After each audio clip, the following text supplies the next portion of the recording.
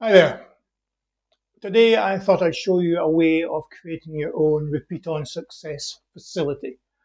If you're not familiar with repeat on success, there's lots of examples in the in-running scalping technique playlist, so by all means go down and have a look there. But just to quickly recap, if you're using the training option up here, you can specify an offset of however many ticks you want, apply smart bets so that it greens up across the field. But you can also say switch on, repeat on success and get that trade there to repeat as many times as you like. So as soon as I say, for example, lay Shazam, you'll see my offset goes in, and if Shazam gets taken here for the closing back bet, that trade will automatically repeat thanks to the repeat on success. And that will continually loop around until such times as it's carried out that many repeats. So there you see the new one going in again. That's just been taken again. And so we're waiting for the closing trade. That's it. So it just keeps on doing that. So that's essentially the repeat on success. There is a potential issue with that, although I'm doing this pre-race. There is a potential issue in that if I was to do this in running, when one of the repeat trades is submitted, because of the delay in running, the market may have moved. Now, if it's moved higher, the lay will go in as described there at 1.71. But if it's dropped, my lay at 1.71 will get taken at those lower odds. However, the closing offset will still be sitting at 1.72. So in essence, for that particular trade, you have a bigger offset. So what I'm going to show you here is a way in which you can counteract that and have your trade moving as the odds move. So let me just clear those bets away. We'll just green up for that to get them out of the way. And this strategy here that I've got assigned, this is going to kick in the next few seconds and 5 minutes before the scheduled off. And there you'll see it's starting to pop those bets in. Now I'm actually using a killer fill in this particular case. So once the corresponding closing trades have been made, the next lay goes in. So let me show you how that's been configured using automation. And it's just a very simple rule. We bring up the rules editor. It's making use of the execution option. So it's this thing here that's providing the repeat on success. Now in this case, I've gone excessively up to 20, given that I'm going into the market 5 minutes before the off. That should give me plenty of time for the vast majority of those executions to be carried out. And so in this case, I'm entering the market 5 minutes before. I'm stopping, making sure it stops when it goes in play. In other words, if there's any of these executions still outstanding, they won't be submitted to the market because this rule stops. On the action tab, we're using the place a trade option.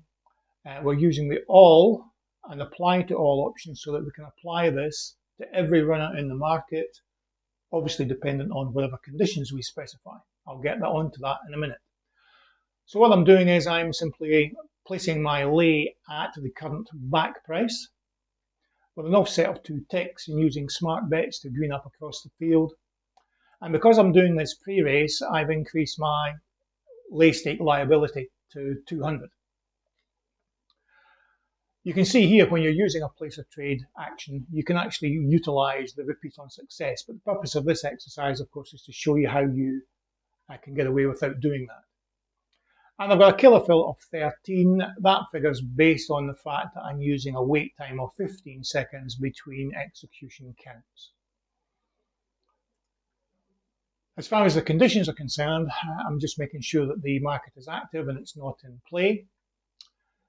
This one here is effectively like a mini green up, if you will.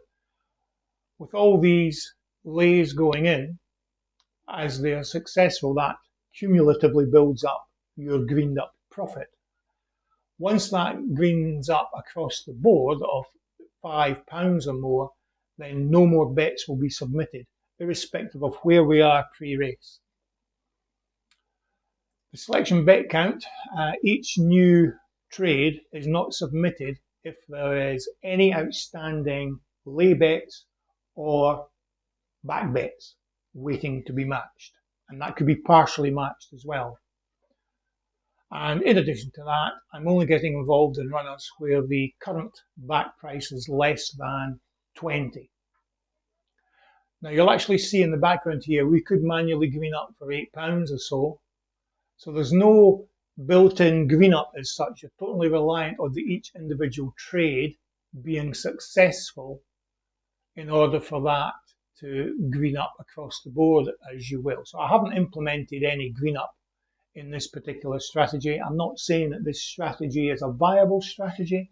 I'm simply using this mechanism to demonstrate how you can simulate a repeat on success. Okay, let me just get that out of the way. So you'll see here, these are busy chugging away. Some have done 3, 5, 5, 1, and this one, of course, has done none because it's very high odds way above the 20 mark. Okay, and you'll see that we're touching 10 greened up profit if we wish to manually green up, which would be cool. But I'll just let this run towards the off and let you see how no more bets will be placed, except, however, if there's any outstanding bets in here waiting to be taken, because I have the keep option configured, they will remain in the market, but no more further bets will go in. That's different from the repeat on success. If, for example, you have repeat on success and there is a back bet sitting waiting unmatched in the market when the market goes in play and it's configured to keep, when that, or if that back bet is subsequently matched, that triggers the repeat on success to go round its loop again. So be wary of that. That's, again, another one of the drawbacks that you might want to consider. As far as a strategy is concerned, I don't know whether I'd actually keep those keep options in there or not.